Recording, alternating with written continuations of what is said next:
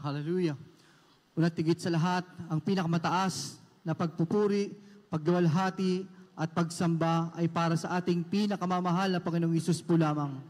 Dobleng paggalang at pagrespeto at patuloy na pag-alala sa mga ginitoang turot aral ng ating dearly beloved Honorable Pastor Wildy E. Almeida at beloved Honorable Assistant Pastor Lina C. Almeida. Greetings to all beloved Almeida family at sa lahat ng mga beloved preachers, beloved workers, at beloved brethren, at sa mga live webcast viewers, isang mapagpalang gabi na po. Hallelujah, hallelujah, praise the Lord. Mga minamahal, way back 2009, nung ang iyong abang lingkod, ako po, ang aking pamilya ay nakakilala kami sa banal na gawain, sa ating pinakamamahal pang Hesus sa pamamagitan ng banal na gawain ito, mga minamahal. Kung akin pong babalikan ng aming buhay, bago po kami na-save, ay napakagulo ng aming buhay mag-asawa ng aking beloved wife, sapagkat taglay ko po ang bisyo ng mga kalalakihan. Dati po akong drug addict, mga minamahal. Sa edad ko pong 12, natuto po akong manigarilyo, humitit ng marijuana, at uminom ng alak. Hanggang sa ako po'y nakapag-asawa, yung mga bisyo na yan ay dala-dala ko po. Hallelujah. Napakagulo ng aming buhay noon, mga minamahal. Kapag ako po'y umuuwing lasing, sabog sa droga, yung aking dalawang maliliit na anak, sasalubungin ako ng aking beloved wife. Siya'y mag-iingay kung ano sasabihin niya, subalit hindi po ako iimik. Alam niyo po, mga minamahal, kung ano po yung aking gagawin, yung dalawang maliit na anak ko, dadamputin ko po yan, mga minamahal, ihahagis ko sa aking beloved wife. Doon, titigil ang aking beloved wife dahil sa sobrang takot. Dahil ang sagot ko sa kanya, pag hindi mo ko tinigilan, hindi ko titigilan yung mga anak mo. Ganun po ang aking ugali, mga minamahal. Hallelujah. Habang nagtatagal, pagsasama ng aking beloved wife, wala kaming pag-asa, mga minamahal. Dahil sobrang tigas ng ulo ko, hindi ako mapakali sa aming tinitirahan. Hindi ko yan pinapansin ang aking mga anak, mga minamahal, ang aking pamilya. Ang priority ko po yung aking mga kaibigan. Masayang-masaya ako, mga minamahal, kapag ako po'y nasa aking mga barkada. Yan ang aking kagalakan noon, mga minamahal, hanggang sa dumating sa punto na parang nagsasawa na ako. Hallelujah, yung aking beloved wife, dahil sa sobrang gulo ng aming buhay, yung aking dalawang maliliit na anak, yan po'y munti ka na pong mapatay ng aking beloved wife. Sa kadahilanan po, na ako po'y umalis, nakipag-inuman ako sa aking mga kaibigan. Ang hindi ko alam, yung aking beloved wife, siya'y napuno ng galit, puot. Siya'y umiiyak. That time, mga minamahal, wala akong kaalam-alam. Nang biglang may bumulong sa kanya na ang sabi, nakakita siya ng dalawang bata. Madilim, pinatay niya yung ilaw sa aming maliit na tinitirahan sa dako ng Pampanga, Angeles, Pampanga, mga minamahal. Nakita siya ng dalawang bata, mga minamahal, na ang itsura iba, maiitim na bata, dalawa. Mayroon pong bumulong sa kanya, ang sabi, pagsasaksakin yung dalawang bata. Ngunit, mga minamahal, dakila ang ating pinakamamahal, Panginoong Hesus. Meron po siyang narinig na tinig na ang sabi, wag, buksan mo ang bintana. Nang meron na naman bumulong sa kanya, mga minamahal, ang sabi, sige na, pagsasaksakin mo na yung dalawang bata. Kinuha ng aking beloved wife yung kutsilyo. That time, mga minamahal, meron siyang narinig. Nung uundayan niya na ng saksak yung dalawang maliit na bata, meron siyang narinig na ang sabi malakas, wag, buksan mo ang bintana para maliwanagan ka. Sunod-sunuran siya, mga minamahal, pagbukas niya ng bintana, yung palang dalawang bata na pagsasaksakin niya, yung aking dalawang maliliit na anak na nag-iiyakan, puri ng ating pinakamamahal na Panginoong Hesus. Hallelujah. Sa gitna ng kahit kami po'y nasa sanlibutan pa, iningatan ng pinakamamahal na Panginoong Hesus yung aking dalawang anak. Alam niyo po kung bakit, mga minamahal. Meron pong isang pastor na nakaluhod, na nanalangin sa mga tupang naliligaw.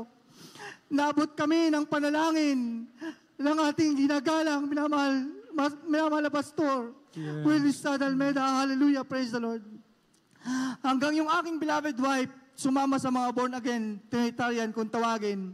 Doon ako nakapag-isip na sumama sa aking beloved wife. Ngunit, sa pag-observe ko, 2 buwan, nakikita ko, Sunday service, 2 oras, tapos na. Parang may kulang. hanggang may nag-abot sa akin ng maliit na Biblia.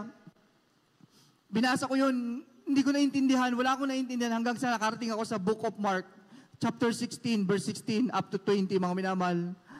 Doon, nabuksan ng aking pag-iisip ang nakalagay doon ng sumampalataya at mabautismo na maliligtas. Ang hindi sumampalataya ay parusahan at lalakip ang mga matanda sa magsisampalataya. Magpapalabas sila ng demonyo sa aking pangalan.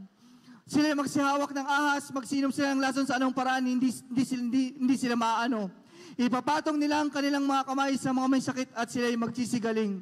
Ang sabi ko sa aking sarili, ito yung gawain na inaatinan ng aking beloved Father. Naisip ko ang gawain ng Jesus Miracle Crusade International Ministry. Sabi ko sa beloved wife ko, lipat tayo sa Jesus Miracle Crusade. Hindi pumayag ang aking beloved wife dahil 2 taon na siyang tumagal doon. Sabi ko, sige, kung gusto mo magpatuloy dyan, magpatuloy ka, basta ako, lipat ako sa gawain. Sa madaling salita, mga minamahal yung aking beloved wife, naakay ko dito sa ating banal na gawain.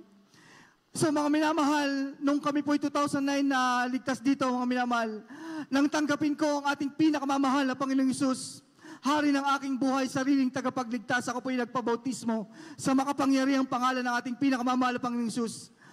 Ang aking pong mga bisyo, mga minamahal, ito po yung nawala. Ako po yung instant binago ng ating pinakamamahal na Panginoong Hesus. Hallelujah.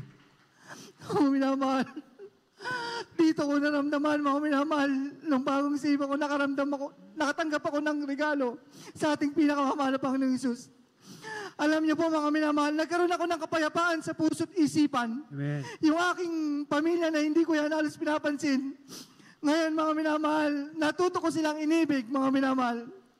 Hallelujah.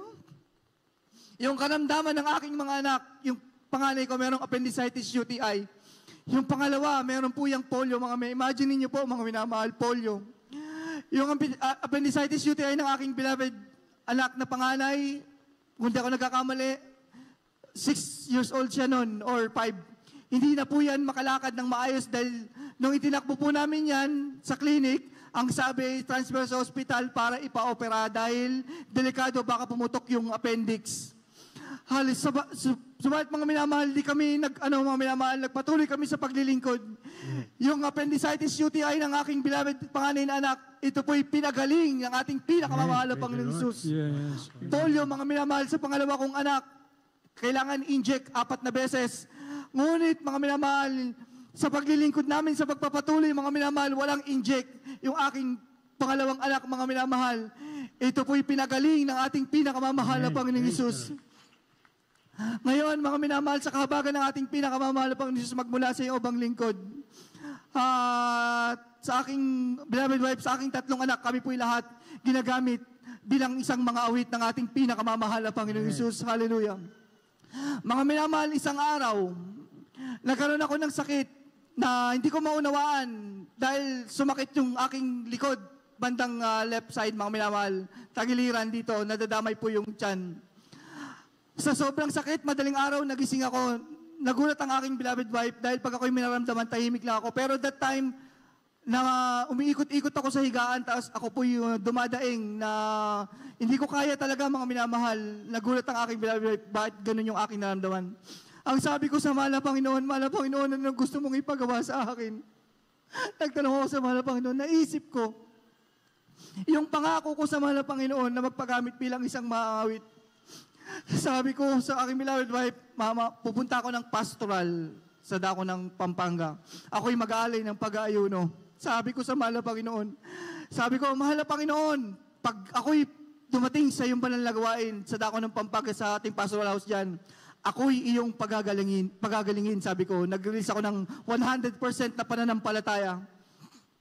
So, pinilit ko pong mag-drive ng tricycle, mga minamahal, bandang kalagitnaan.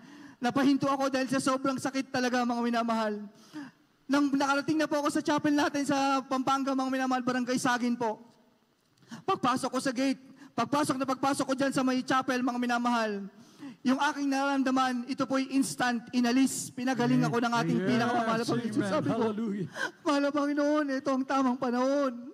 Kasi mga minamahal, nagpaalam na ako noon dati, bilang isang mawit, nag-fasting na ako ng mga ilang araw. Ngunit nag-back out ako dahil ang inisip ko, kapag ako po'y gagamitin bilang isang mga awit, baka hindi ko kayanin dahil ang responsibilidad po, medyo mahirap mga minamahal. Dahil ako lang po nagtatrabaho bilang isang tricycle driver sa dako ng Pampanga. Ang sabi ko, mahal na Panginoon, ito ang tamang panahon para ako yung gamitin bilang isang mawawit mga minamahal. So nung gumaling ako mga minamahal, ako pinagpatuloy na mag-ayuno. Hindi po ako umuwi dahil magaling ako, hindi. Nagpatuloy ako mga minamahal. Doon mga minamahal, nag-start ako bilang isang magpagamit bilang isang finance choir member, mga minamahal. Hallelujah.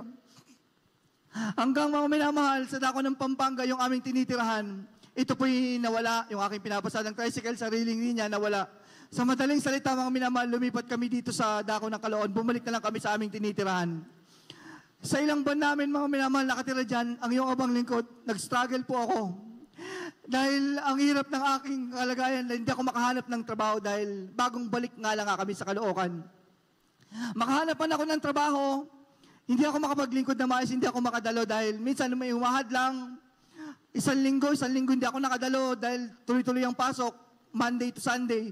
Umalis agad ako, mga minamahal. Pumasok ako sa panggabi, mga minamahal, bilang isang delivery rider. Hindi ko rin kaya dahil mahirap panggabi. Hanggang hindi ako makahanap ng trabaho, umalis din ako doon dahil hindi ako pinapasahod. Sabi ko sa aking beloved wife, dumating sa punto na wala na talaga. Wala na kaming halos makain, mga minamahal. Dumating sa punto na papunta sa banal na gawain, bababa kami ng Novaliches. Novaliches hanggang sa Barte, lalakarin na lang namin. Ang inaasahan namin na lang na pamasahe pa uwi yung mga nakukuha na blessing ng mga choir. Ganon lang ganon, mga minamahal. Sabi ko sa aking beloved wife, ayoko lang, hindi na ako naghahanap ng trabaho. Mag-focus tayo sa ating pinakamamahal na Panginoong Hesus. Sabi ko, inanap namin yung mga Bible study, mga minamahal. Dahil sa dako ng Baysa pa noon, Balingasa. Magmula sa aming tinitirahan, Balingasa, lalakarin lang po namin yan. Kung hindi ako nagkakamali, mga minamahal, mga 6 na kilometro, lalakarin namin papunta doon pa uwi, lakad na naman. Yun ang kukuha namin blessing doon, yun ang pinagkakasi namin para pangkain namin. Nagtitira lamang po kami ng pamasahe sa araw ng linggo dahil Sabado po ang Bible study doon. Hallelujah. Mga minamahal, isang araw, sabi, may nag-chat sa akin, may work ka na ba? Sabi ko, wala pa. Sige, mag-report ka sa opisina ko, kausapin kita bukas. Sa madaling salita, mga minamahal, pagpunta ko doon, sabi sa akin nung kausap ko, wala akong requirement. Sabi ko, wala kahit ano. Sige, mag-provide ka ng 2x2 picture, magsimula ka na ngayon. So mga minamahal, nagkaroon ako ng trabaho, mga minamahal. Hallelujah. Pinagpala ako ng ating pinakamamahal na Panginoong Hesus.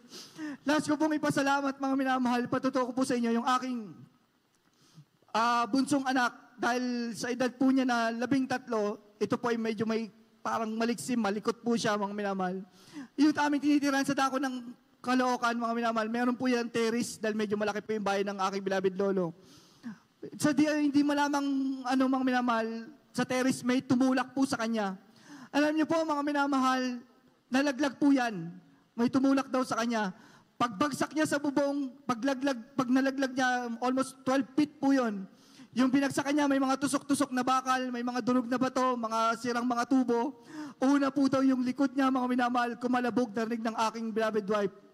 Tumakbo ang aking beloved wife, nakita niya yung aking anak, mga minamahal, bunso. Naglalakad. Sabi niya, ano nangyari sa'yo? Nahulog siya.